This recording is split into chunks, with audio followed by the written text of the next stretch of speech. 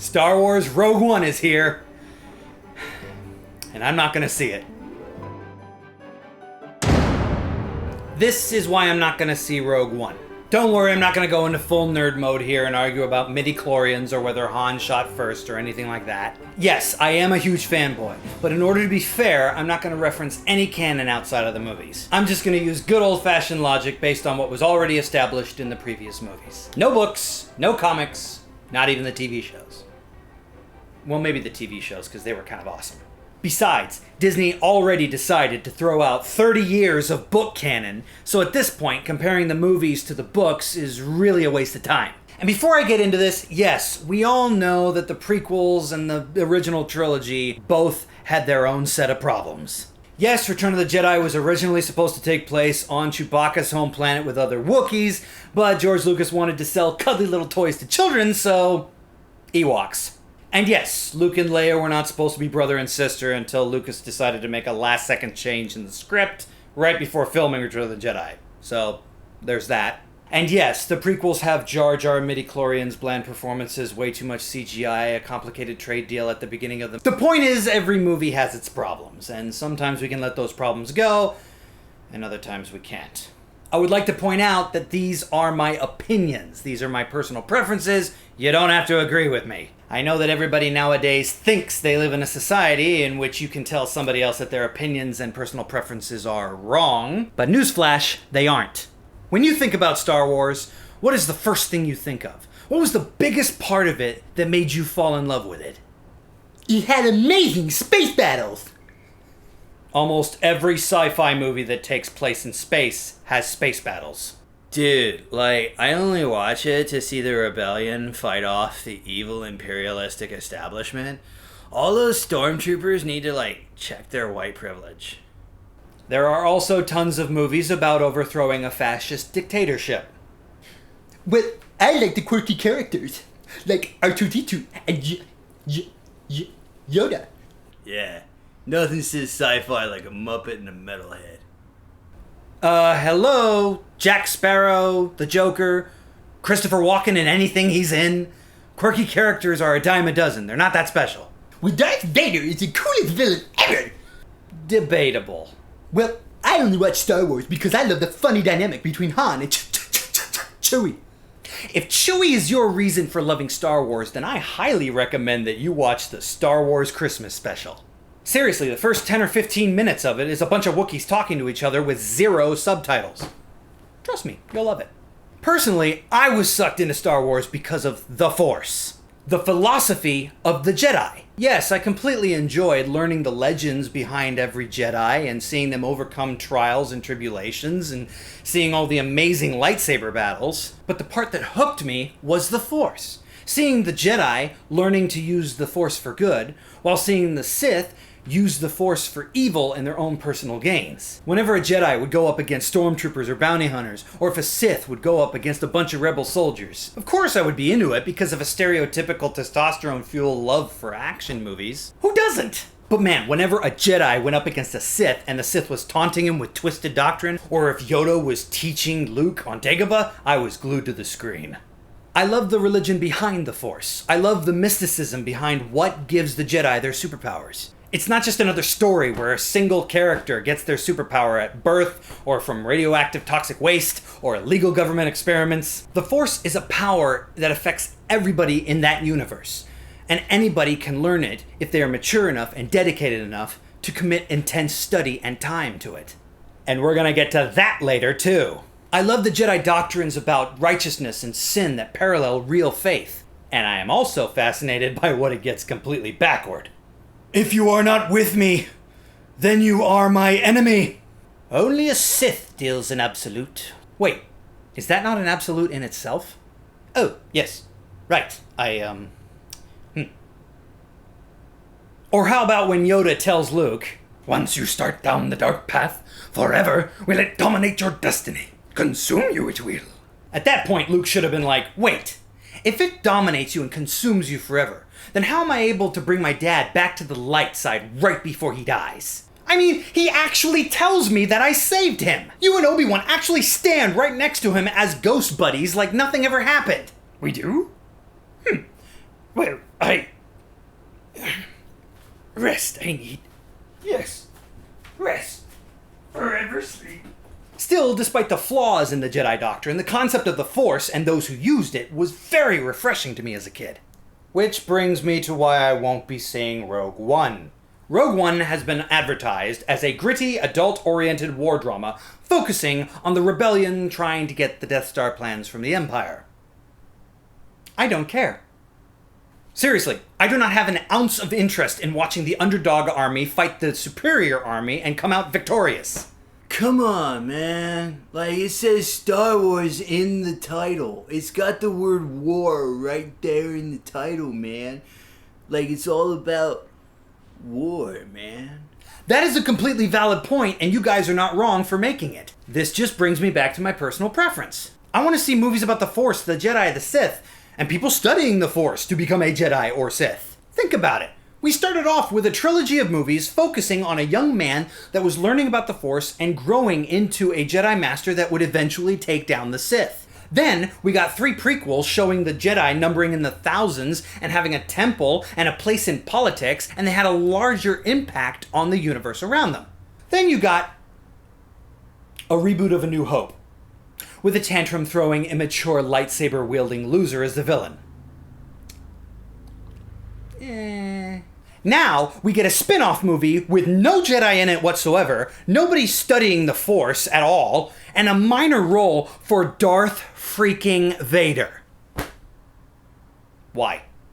That's like going to see 4 Pirates of the Caribbean movies because you love seeing Jack Sparrow. Then you go and see the 5th one and you find out that it's actually about life in the Royal British Navy, and you follow those 2 stupid soldiers from the previous 4 films as they go on an adventure. And that adventure has nothing to do with the pirates. No Jack Sparrow, no Barbossa, not even a Keith Richards cameo. How would that make you feel? Would you even want to go see it? I know I can't speak for everyone, but I had major problems with the 3rd Pirates movie. Because in the first Pirates movie, Captain Jack Sparrow was a very major character that played a big role in the plot of the story, and he was funny as well as serious. But by the 3rd film, the plot kind of revolved around Will Turner trying to save his dad from Davy Jones, and he was trying to kill Davy Jones too, and Elizabeth was trying to get back together with Will for some reason, but she inadvertently became the leader of the pirates through some kind of rigged election system, and then that tiny little British dude was chasing them all around the ocean with his little navy. And at this point, the character that everyone went to the film to see, Captain Jack Sparrow, became this little jester that was running around the film, just annoying everybody. He had turned into a comical side character and was no longer the driving point of the plot or the films, in my opinion. Anyway, that's what I feel that Disney is doing with these movies. They're telling a rebellion-centered story with Rogue One, and they are also in production on another spin-off about the adventures of young Indiana Solo. I do not care about these stories. I only care about the adventures of the Jedi and the struggles between them and the evil Force users. Speaking of Force users, this brings me to my second major problem with the new Disney Star Wars universe. I call it, that's not how the Force works. Disney has allowed the writers of Episode 7 to completely twist, pervert, dumb down, and, for lack of a better term, completely jack up the function of the Force in the Star Wars universe. Again, I'm not going into geek mode here. I'm simply using logic to completely break down Disney's perversion of the Force that goes in contrasts to what George Lucas laid down before. Again, this is my opinion. You can feel free to disagree. Let's just start with the very title of the movie. The Force Awakens. The Force Awakens? Let me ask you all something. How in the world can something wake up if it never went to bed in the first place? Does anybody else remember the way in which Obi-Wan Kenobi first described the Force to Luke in the very first Star Wars movie back in 1977? I do! He said, and I quote, "The Force is what gives a Jedi his power. It's an energy field created by all living things. It surrounds us and penetrates us. It binds the galaxy together." I don't think that Luke followed that up by saying, "Oh, so, does the Force ever, rest or take a break or anything like that?" Take a break? What, are you joking? Well, Uncle Owen has said that I'm pretty funny and would make a good joker. I couldn't help it, just kill me later. Now, if something is so important to the existence of everything, That it is constantly surrounding us, penetrating our bodies and our souls, and literally binding the universe together, how the heck can it leave us or go into a state of rest in any way, shape, or form? First off, it's holding the galaxy together. So, there's no time to rest. Ever. Secondly, the Force is an energy field, okay? It doesn't have a body. There's no health or stamina required. It doesn't need to sleep or rest because there are no muscles or organs to get tired. It's like sunlight. It doesn't get tired, we do. Again, this isn't geek talk here. This is just common sense applied after Obi-Wan's 15-second explanation of what the Force really is. But you have to wonder, if the Force really does sleep, what would cause it to wake up? I mean, it does not have to recharge or anything like that, so what would make it want to wake up? The only thing I can think of is that it went to sleep at the end of Return of the Jedi when Luke was the only person in the entire galaxy using the Force anymore. And after 30 years or so, it is repeatedly getting woken up out of a dead sleep every time some idiot in a galaxy far, far away tries to use the Force in Episode 7. So I'm thinking it would probably play out a little something like this.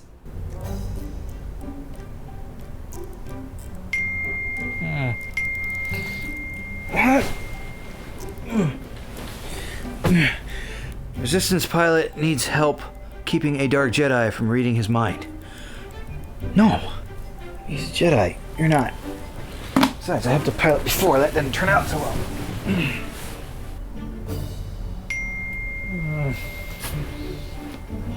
What?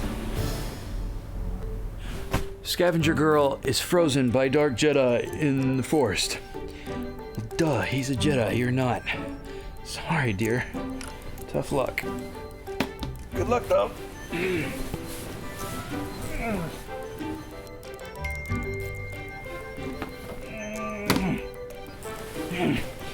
What? Same Scavenger Girl, kidnapped, trying to keep Dark Jedi from probing her mind for information. No. Well, she does look really ticked off. She looks really intense. I'll give it to her. Why not? Enjoy your new Jedi Force powers.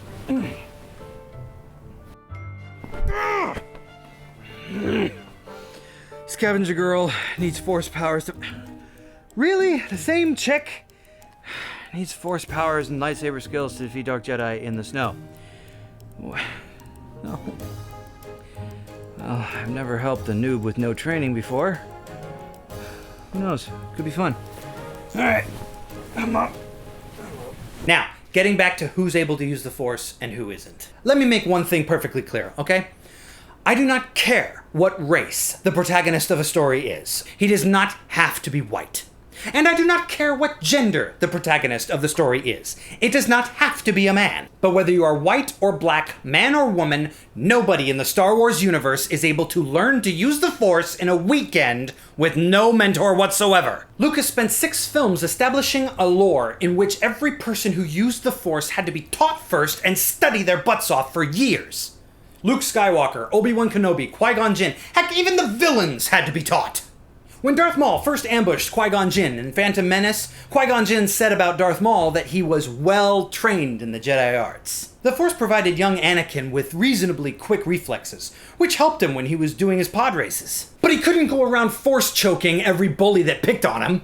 The Force was strong in the entire Skywalker family, but Luke still couldn't use it until he had studied under Obi-Wan for at least a little while. And even then, he was only able to sense little things like when to dodge blaster bolts and when to fire the torpedoes at the Death Star. This Rey woman grows up on an isolated desert planet for most of her life. Then she meets Han Solo, a legend, who tells her, "It's true. The Jedi, the Force, all of it. It's true." But even then, we do not see her get her first real taste of the Force until Kylo Ren paralyzes her in the forest. Then, a few hours later, she's restrained in a chair, having a dark Jedi try and probe her mind and pull information out of it, and she's already sitting there like, "Come at me, bro." And again, within hours of that, she's mind-tricking James Bond into letting her go. An ability that nobody told her about, by the way. She was never even told about mind tricks or moving things through the air with her mind, so where would she get the idea to even try that? And for those of you who are trying real hard to believe that the Force is communicating to her silently and telling her how to do these things, that's not how the Force works. It never was. I've even heard people make up this wild excuse that Luke is somehow communicating to her through the Force silently and the audience can't hear it, and he's teaching her how to do everything. Or Obi-Wan is doing it, or something like that. You people are grasping at straws, trying to come up with any excuse you can, when the reality is much simpler. It is a movie, and in a movie, you have to show these things on camera for the audience. If there's no audible or visual cue, like Mark Hamill's voice whispering to her, or memories flashing through her brain real fast that the audience can see and hear as well, it's not taking place. That's how movies work. This girl has only just had the Force explained to her as not being a myth, and within 24 hours she's using it at the Padawan level.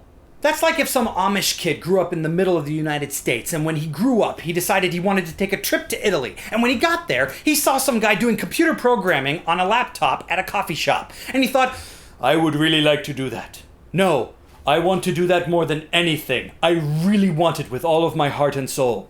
And just as he thinks that, some guy walks up to him saying, here is a laptop for you to do all your coding with. And he takes the laptop and he goes to his hotel, and that night he does basic level programming on that laptop with zero experience, no YouTube videos, and no tutorials. Oh, and he can also speak Italian when he first arrives too. You might be thinking, what does speaking Italian have to do with the rest of the analogy? I don't know. Why don't you explain to me how this isolated desert scavenger who's only been on one planet her whole life is suddenly able to speak Wookiee? Rey has never interacted with a Wookiee before Chewbacca in the Millennium Falcon. And then, later near the climax of the movie, Chewie growls something, and she acknowledges it, and Finn asks her to translate what he said. Why? When would she have had time to learn this unique language that up until now she never knew existed, and up until now only Han Solo understood? Hello. But hey, when you're making a strong, independent protagonist with no flaws whatsoever, who always saves her friends when they're in a pinch because they can't do it themselves, is able to fly and maintain any ship in the galaxy without any training, is able to learn and use force powers without any training, is able to beat up any attacker from low-life scavengers to a dark freaking Jedi, then sure, why not just throw in advanced linguistic skills and call it a day? Seriously, every time I saw Rey use the Force in that movie, I half expected to see the ghost of Obi-Wan Kenobi standing off to the side like Wily Burp in Fievel Goes West going, I never taught her that one.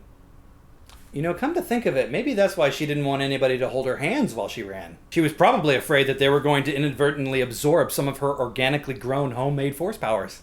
And Disney, you're going to try to convince an entire generation of fans that the apprentice of Luke Skywalker himself, a young man who's been studying the ways of the Force since probably infancy, and who single-handedly defied Luke and took out all of his other students, is going to lose a force-pulling contest to get a lightsaber out of some snow and then get his butt handed to him by a desert scavenger who never even knew about the Force until earlier that week and had never used the Force or a lightsaber a day in her life? Your average moviegoers might find that to be entertainment, but as a longtime Star Wars fan, I find that to be a slap in the face. And to all of you Ren sympathizers out there who are trying to say that he was wounded by Chewie's crossbow and therefore at a disadvantage, he was most certainly not at a disadvantage because we clearly saw him fight and defeat Finn just before fighting Rey, and in that fight he was not limping and he had a full range of motion and he was not showing any wound whatsoever aside from pounding on his chest. Probably to get the blood flowing. In fact, when you think about it, Finn should have stood a better chance against Kylo Ren over Rey because, unlike Rey, Finn actually had about 10 whole seconds of lightsaber experience earlier in the film fighting that stormtrooper who threw away his gun. Stupid. And I find it absolutely hysterical that Kylo Ren is standing there trying to pull this lightsaber out of the snow, and when it finally comes out of the snow, right at his hand, he matrix dodges out of its flight path so that it can go into Rey's hand. Why would you do that? By the way, Rey was Force paralyzed, then mentally probed by a Dark Jedi shortly before being able to use the Force herself. Now, where have I seen that before? Oh yeah, Poe Dameron!